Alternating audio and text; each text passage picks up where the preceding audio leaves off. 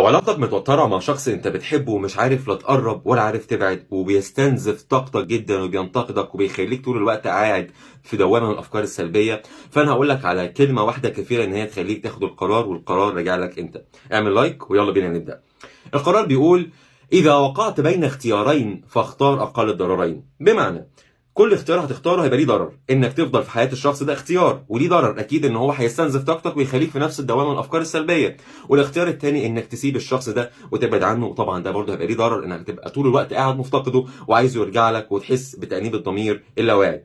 فانت بقى المفروض تجيب ورقه قلم كده وتقيم بينك وبين نفسك ايهما اقل ضرر، ان انا افضل في حياه الشخص ده وافضل اتعب واستنزف من طاقتي ومجهودي، ولا ان انا اسيبه وبرضه هفضل مفتقداه طول الوقت.